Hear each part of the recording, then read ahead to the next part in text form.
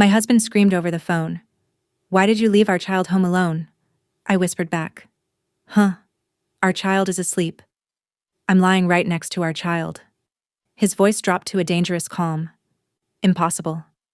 I just saw you walk out of a hotel. With a man." And right then, my doorbell camera lit up. My name is Claire Holden, and my husband once tried to erase me with a single phone call. It was 9:43 p.m. Miles, 8 stubborn sweet, was finally asleep. I was lying beside him, one hand on the edge of his blanket like an anchor. My phone rattled on the nightstand. "Why did you leave our child home alone?" Ben screamed the second I answered. "Huh," I kept my voice low. "Our child is asleep. I'm lying right next to our child." A beat of silence. Then Ben's tone changed, lower, sharper. "Impossible," he said. "I just saw you walk out of a hotel. With a man." My mind tried to find an explanation that didn't exist. I didn't have time to land on one. My doorbell camera pinged. "Front door motion detected." I sat up. Miles didn't move. The monitor on the dresser caught only his steady breathing. "Ben," I said flat, "where are you?" "I'm coming home," he snapped. Then quieter. "Don't move. Don't do anything stupid." The call ended. I opened the camera app. Night vision turned my porch into a pale, ghostly square. Someone stood at the edge of the light, hood up, face angled down. They knocked once, slow, like they had all night. I crept to the front door, keeping my steps soft. Deadbolt locked. Chain on. Good. "Who is it?" I called. A woman answered, cheerful in a way that didn't belong at 10 at night. "Delivery." I didn't order anything. "It's paid," she said. "I just need to hand it off." I didn't open the door. I checked the camera timeline instead, scrolling back through the day. At 2:11 p.m., driveway activity. A sedan I didn't recognize pulled in. A woman got out, hood up, sunglasses on, even though the sky had been overcast. She walked to my porch, set down a small box, and left without ringing. I replayed the clip twice, then a third time. She was my height, my build. Brown hair tucked into a messy bun, exactly how I'd worn mine while folding laundry and answering school emails. From a distance, through a camera lens, she could pass for me. My throat tightened. Back on the live feed, the hooded woman shifted, impatient. In the corner of the frame, a plain cardboard box sat on my mat. No logo, no address label, just black tape across the top like a line drawn through my name. My phone buzzed again, FaceTime from Ben. I declined. A text came through with a photo attached. A woman in a gray coat stepped out of a hotel's revolving door. The angle caught her profile, the bun, the boots I owned. A man walked beside her, close hand at her back, like she belonged to him. Ben's message followed, "I saw you. Don't lie." My heart was pounding, but something colder slid into place. If Ben truly thought Miles was alone, he would have called 911. If he truly thought I was cheating, he would have come home shouting, not whispering, like a man protecting a plan. He wasn't scared. He was staging. I went back to Miles's room, kissed his forehead, and locked his door from the outside, an old safety habit from his sleepwalking phase. Then I called my sister Jenna. "Pick up," I whispered. Voicemail. I didn't stop. "Jenna, it's me. Come over. Now. Don't call Ben." Next, I called Diane Kessler, my attorney. She didn't answer, but her assistant did, voice tight with sleep. "This is Claire Holden," I said. "Tell Diane I need her. My husband is accusing me of something I didn't do, and there's someone outside my house."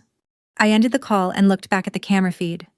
The hooded woman had stepped off my porch, not leaving, just moving out of view, like she wanted me to open the door and find her waiting.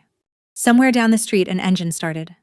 Across the street, Mrs. Calder's porch light flicked on. She was the kind of retired teacher who watched everything.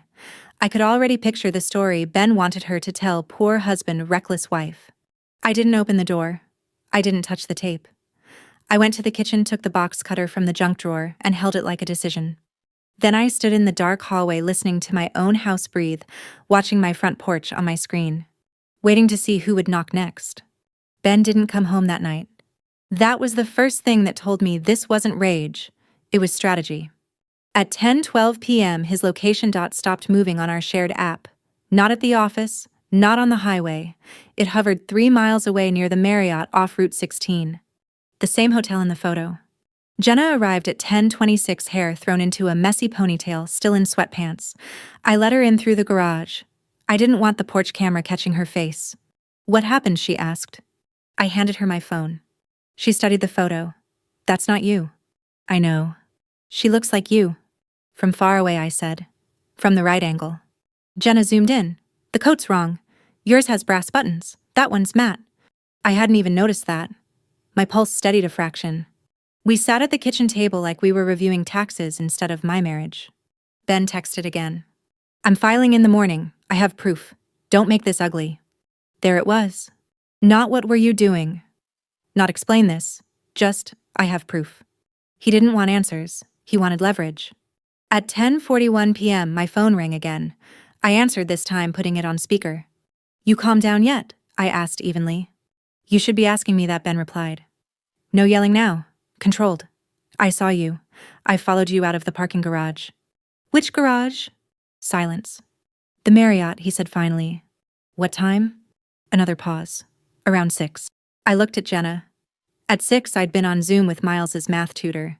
The session was recorded automatically through the district portal. I was home at 6, I said. Check the school account. You expect me to believe that? I expect you to check. He exhaled sharply. Claire, just stop. I hired someone. They've been watching you for weeks. That landed. You hired a private investigator, Jenna mouthed. I didn't react outwardly. Why? Because you've been distant, protective of your phone, leaving early. I leave early to get Miles to school, I said. Like I've done for 8 years. Ben's tone hardened. The footage is clear.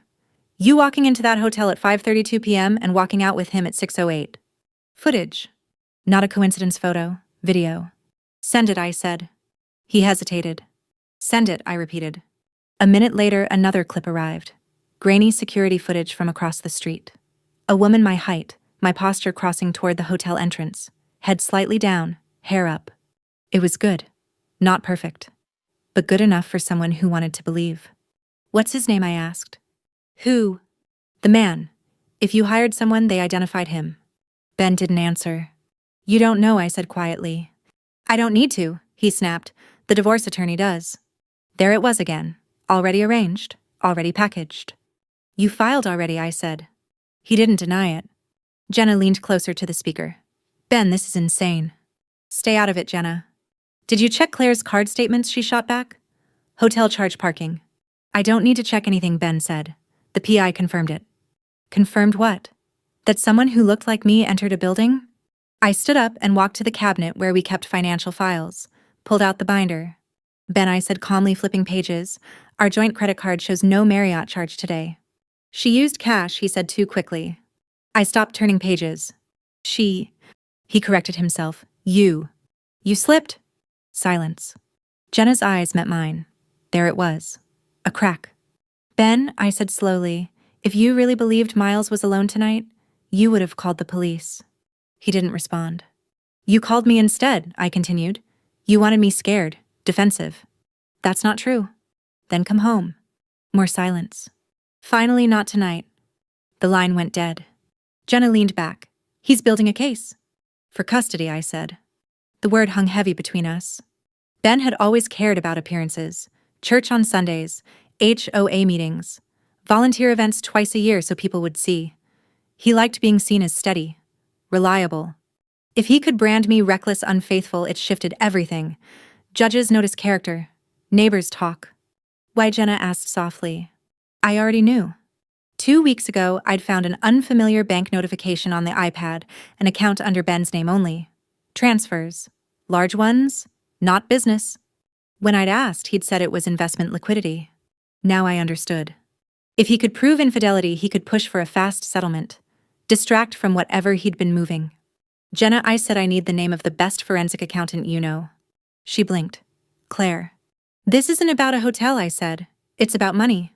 My phone buzzed again. A final message from Ben. Don't worry about the box. It's just documentation. I'll explain everything tomorrow. I looked toward the front door. The cardboard box still sat on the mat. Documentation.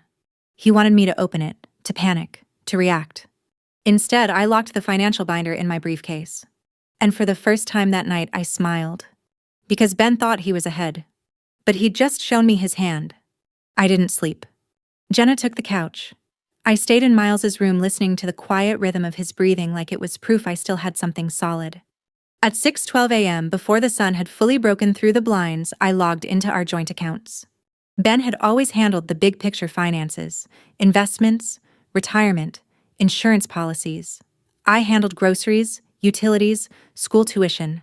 It had felt balanced, traditional. It wasn't. The unfamiliar account I'd seen weeks ago was no longer unfamiliar. It was active. 3 transfers in the last month, each just under $10,000, small enough not to trigger certain automatic flags, large enough to move serious money fast. Destination: a brokerage firm in Chicago.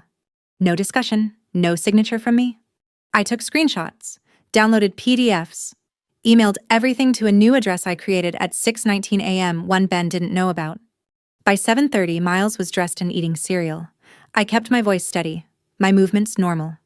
"Dad coming home?" he asked. Later, I said. He had work. That wasn't a lie. It just wasn't the whole truth. After school drop-off, I drove straight to the bank. The branch manager, Karen, had known us for years. PTA fundraiser donor, Christmas card sender. "Claire," she said warmly, "everything okay?" "I need to review all accounts under our household," I said, "including any individual accounts opened in the last 12 months. Her smile tightened slightly. "Is Ben aware of this?" "No," I said evenly, "and I'd like it to stay that way." An hour later, in a glass-walled office that suddenly felt too exposed, Karen slid a folder across the desk. Ben had opened the Chicago brokerage account 9 months ago. He'd listed his marital status as separated. My hands stayed folded in my lap. "That designation affects certain disclosures," Karen said carefully. "I understand. 9 months. 9 months of planning. 9 months of preparing to call me reckless while he quietly repositioned assets. Were there any unusual withdrawals?" I asked. She hesitated. "There were transfers from your joint savings." "How much?" "Approximately $84,000 over 3 months. My pulse didn't spike, it slowed. "That was our emergency fund, college savings buffer, security." "Thank you," I said. When I stepped outside, the morning air felt different, sharper, less forgiving. This wasn't just about custody. It was about control. Back in my car, I called Diane Kessler. She answered this time. "Claire," she said, "I reviewed your message. What's happening?" I told her everything. The hotel footage, the PI, the box, the brokerage account. She didn't interrupt. When I finished, she spoke calmly. "If he hired a PI, we subpoena their contract. If he moved marital funds without disclosure, that's dissipation. Judges don't like that. And the custody threat. If he's manufacturing infidelity to create instability, she said that's worse for him than for you, if we prove it." I told her about the bank documents. That, she said, is not subtle. "Will he lose everything?" "I don't deal in revenge," Diane replied. "I deal in consequences." That was fine. Consequences would be enough. Before hanging up, she added, "Do not open that box alone. Bring it to my office." I drove home, parked in the garage, and stared at the front door. The box was still there, untouched. A performance piece waiting for its audience. I didn't give it one. Instead, I walked around the house, checking every camera feed, reviewing timestamps from the afternoon before. At 5:27 p.m., my driveway camera caught nothing unusual. At 5:32, the exact timestamp Ben claimed I entered the hotel I was on, recorded Zoom with Miles's tutor. I pulled up the archive. There I was, hair down, different sweater, helping Miles divide fractions. Not at a hotel, not even close. At 6:08 p.m., when I supposedly exited with another man, the doorbell camera showed Mrs. Calder walking her golden retriever past my lawn. I saved those clips too. By noon, my email inbox held bank statements, security footage, school login timestamps. Ben thought he'd built a narrative, but he hadn't accounted for data. At 1:14 p.m., my phone buzzed. Unknown number. I let it go to voicemail. A woman's voice filled the recording. "Mrs. Holden. This is Detective Rowan. We received a call last night about a child possibly left unattended. We just need to confirm your son's welfare." I closed my eyes. Ben had escalated. He hadn't called 911. He'd called it in anonymously. I dialed back immediately. "Detective," I said, voice steady, "my son has not been alone. I have video proof and witnesses." A pause. "Understood," she said. "We'll need to verify." "Of course," I replied. "I welcome it. Because if Ben wanted authorities involved, I would make sure they saw everything." Detective Rowan arrived at 3:18 p.m. She wasn't dramatic. Mid-40s, practical haircut, sensible shoes.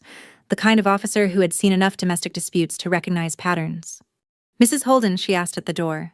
"Yes. I'm just here to confirm your child is safe." "Of course." Miles was at the kitchen table doing homework when she stepped inside. He looked up, confused. but calm. "Hi," she said gently. "I just need to ask you a couple of quick questions. Is that okay?" He nodded. "Were you alone last night?" "No," he said immediately. "Mom was here. We watched that baking show. She fell asleep before I did." That detail's small reel made it airtight. Detective Rowan smiled faintly and turned back to me.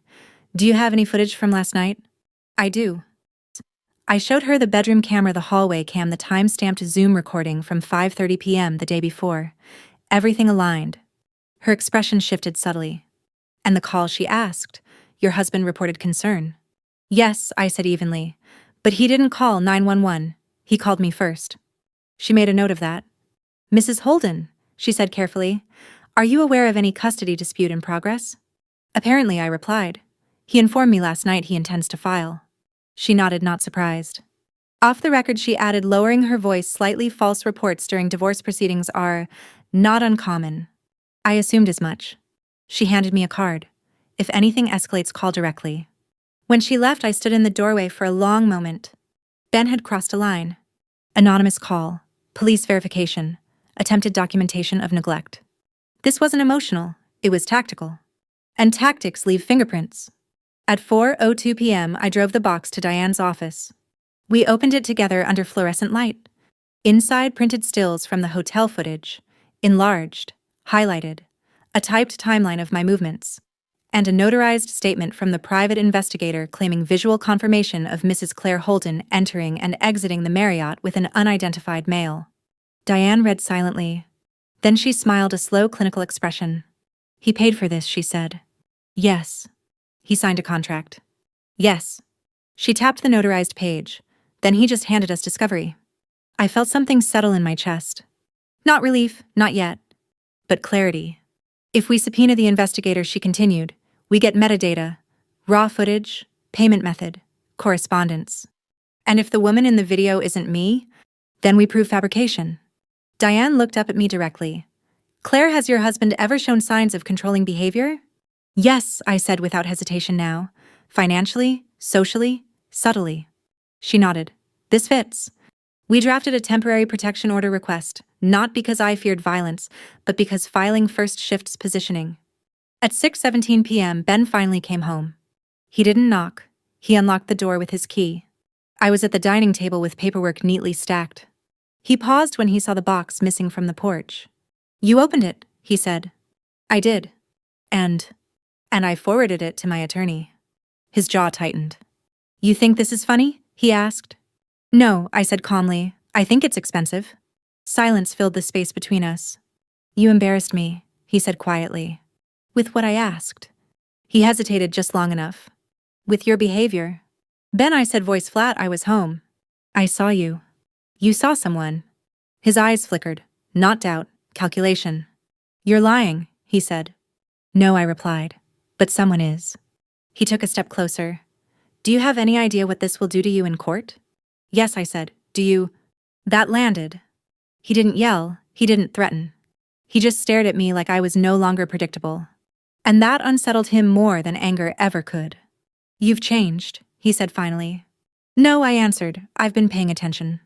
Upstairs, Miles's door opened softly. "Dad." Ben turned instantly warm. "Hey, buddy." The performance resumed. But I was done being the audience. Because tomorrow subpoenas would go out. And the man who thought he had built a case was about to watch it collapse under its own paperwork. The subpoena went out 48 hours later. Diane moved fast, faster than Ben expected. The private investigator's name was Mark Elson. Licensed, reputable on paper. 15 years in surveillance. Divorce cases were his specialty. He didn't anticipate being dragged into court. 3 days after service, his attorney requested a meeting. Not a court date. A meeting. That told me everything. Ben didn't come home the night the subpoena was delivered.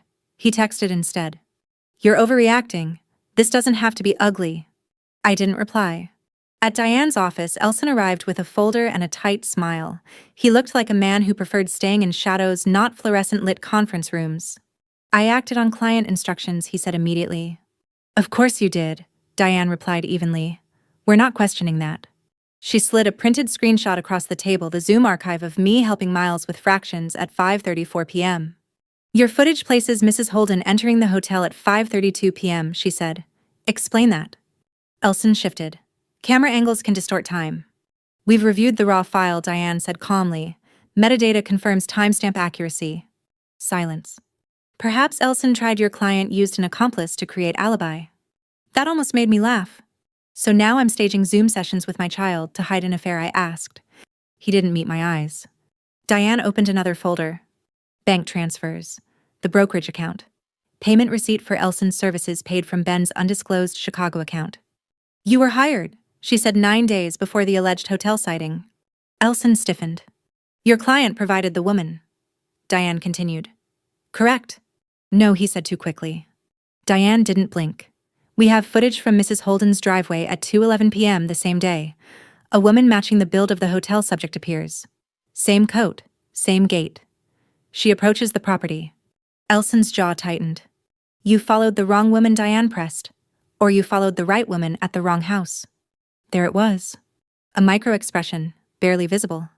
The PI hadn't followed me. He'd followed someone placed near me. A lookalike. You didn't verify identity, Diane said quietly. You assumed resemblance equaled confirmation. I was told. Elson stopped himself. Told what I asked softly. He didn't answer.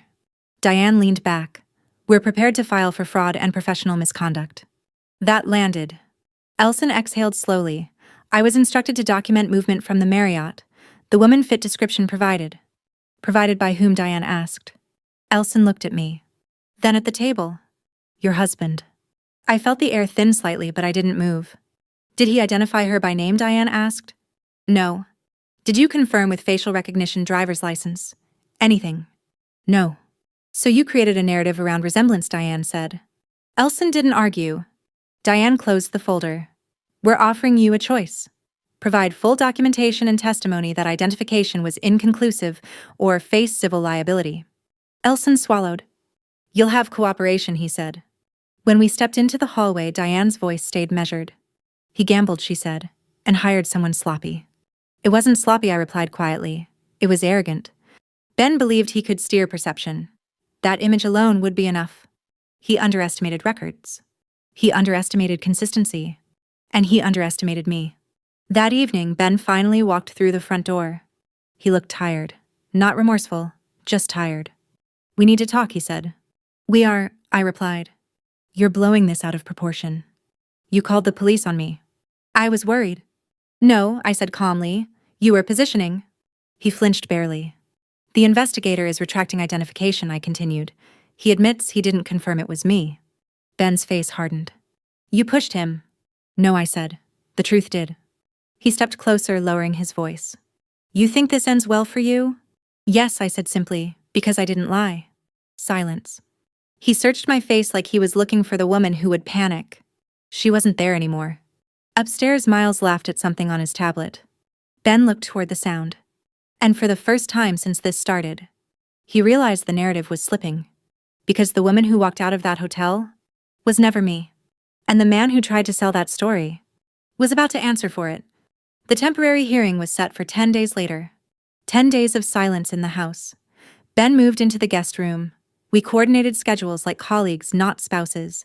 He avoided eye contact unless Miles was in the room. In public, he was composed. Church on Sunday, hand on Miles's shoulder, smiling at neighbors. At home, he was calculating. You're making this worse than it needs to be, he said one evening while rinsing a plate. I didn't hire a lookalike, I replied. He set the plate down too hard. You don't understand how these things work. I understand exactly how they work. That shut him up.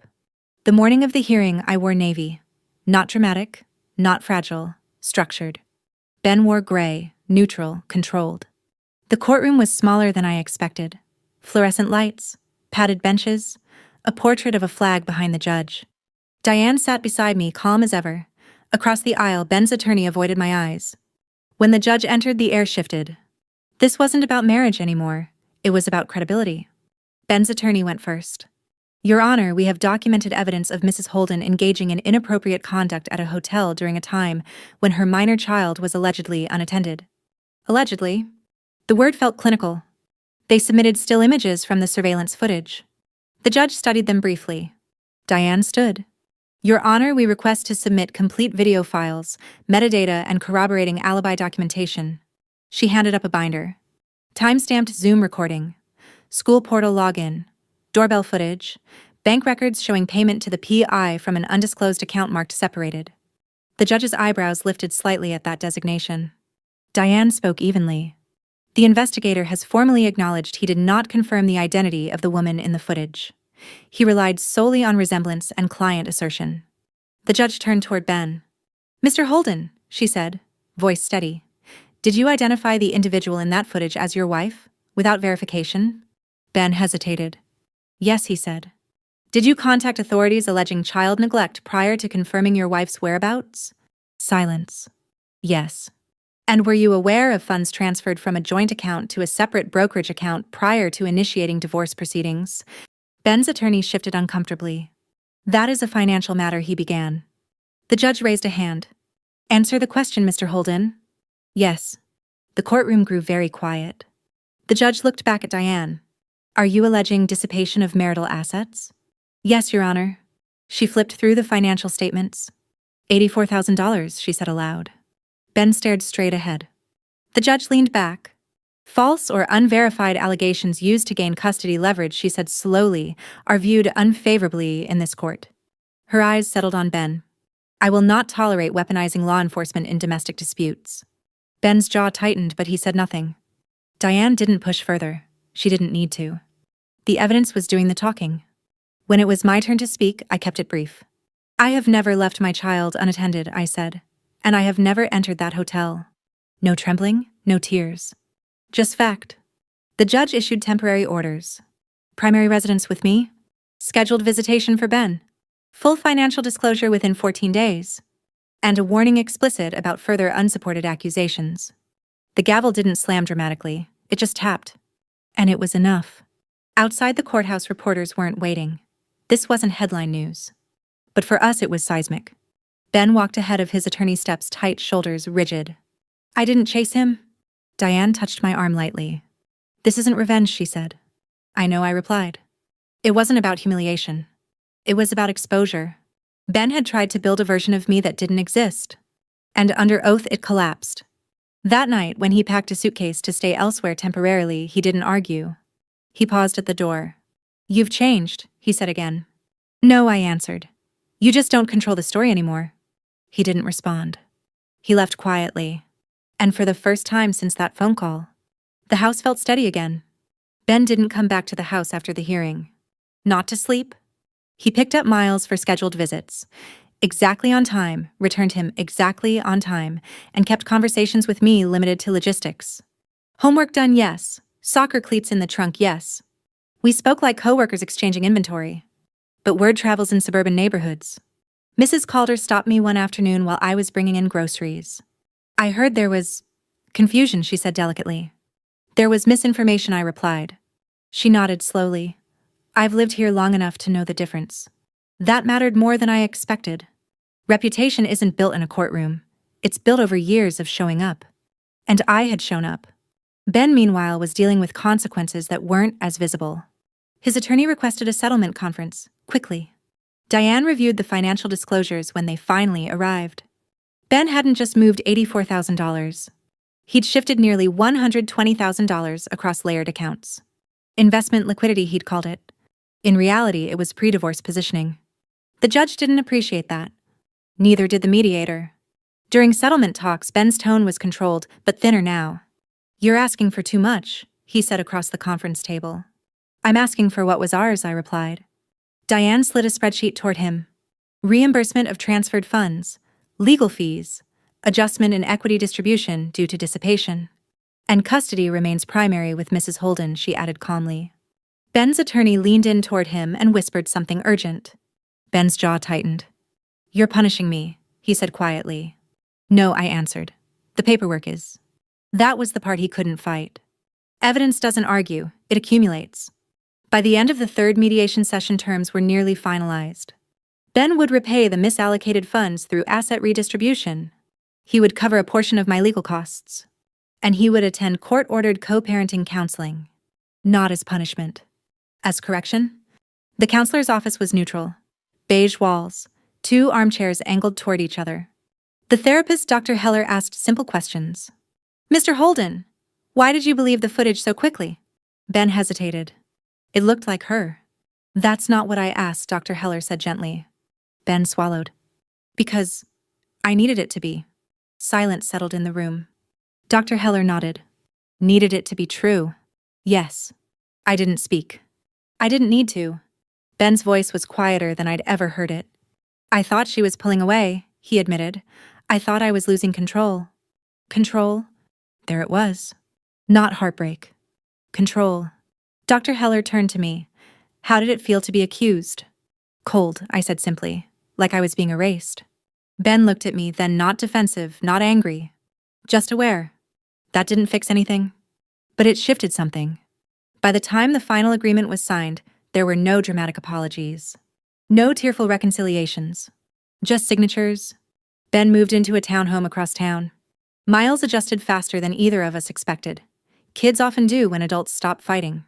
One Saturday after a soccer game, Ben approached me by the bleachers. I was wrong, he said quietly. I held his gaze. Yes, I said. He nodded once. That was all? No excuses, no rewriting. Just acknowledgement. Revenge doesn't always look like destruction. Sometimes it looks like forcing someone to face their own reflection without filters. Ben didn't lose everything. He kept his job. He kept his relationship with Miles. But he lost the version of the story he tried to sell. And in our community, in our court record, and in his own therapy sessions. That loss was permanent. The divorce was finalized on a Tuesday morning in late October. No raised voices, no dramatic closing arguments, just paperwork reviewed, signatures exchanged, and the quiet efficiency of a judge who had seen marriages end in worse ways. Ben sat across the aisle from me, no longer hostile, no longer defensive, just contained. Primary custody remained with me. Joint legal decision-making, structured visitation, financial restitution for the transferred funds, and a formal note in the record about unverified allegations made during proceedings. It wasn't vengeance. It was correction. After the hearing, Ben approached me outside the courthouse steps. The air was crisp, leaves scraping across the pavement in dry spirals. I never meant for it to go this far, he said. It didn't go, I replied. You pushed it. He absorbed that quietly. I was afraid, he admitted, of losing you, of losing control. You weren't losing me, I said evenly. You were losing control. He didn't argue. For the first time, he looked like a man who understood the difference. Co-parenting counseling continued for 3 months after the decree. The sessions weren't dramatic. They were structured. Rules about communication, boundaries about conflict, accountability for behavior. Dr. Heller asked Ben one question that lingered long after we left. If your son grows up and handles conflict the way you did, will you be proud? Ben didn't answer that day. But he heard it. Miles adjusted well. Kids don't need perfection. They need predictability. We moved into a slightly smaller home closer to his school. I painted the kitchen myself one Saturday while he helped tape the trim. Are we okay now? He asked at one point, brush dripping slightly. We're honest now, I said. That's better than okay. Ben showed up to games, to parent-teacher conferences, to therapy sessions when required. He didn't challenge custody again. He didn't make new accusations. And he paid every required installment on time. That was his quiet apology. One evening, nearly a year after the phone call that started it all, Ben and I stood side by side at a school fundraiser. He cleared his throat. I was wrong, he said again, softer this time, about everything. I studied him for a moment. I know, I said. Forgiveness didn't mean forgetting. It meant I no longer needed him to suffer to feel stable. Revenge, I learned, isn't about destruction. It's about truth standing upright when someone tries to bend it. Ben had tried to write a version of me that would win him sympathy, leverage, advantage. Instead, the record now showed something else. A documented false report, a misused investigator, hidden funds, a judge's warning. He didn't lose his life, but he lost the illusion of control. And I kept my name intact. If you're listening to this and you've ever been accused of something you didn't do, if someone tried to rewrite your character for their convenience, remember this. You don't fight stories with shouting. You fight them with evidence. You fight them with calm. And you fight them by refusing to panic when someone expects you to. Ben thought fear would make me reckless. Instead, it made me precise. That was the difference. Miles is 12 now. He remembers pieces of that year, but not the tension. not the strategy. Just that his mother stayed steady. That matters more than any courtroom ruling. Because at the end of it all, the real victory wasn't financial. It wasn't legal. It was this. My son learned what truth looks like under pressure. And so did his father. The end. If this story moved you, stay with us. Share your thoughts. Reflect on your own boundaries. And if you believe in stories where strength is quiet but undeniable, subscribe for more. Because sometimes the most powerful revenge is simply refusing to let someone rewrite who you are.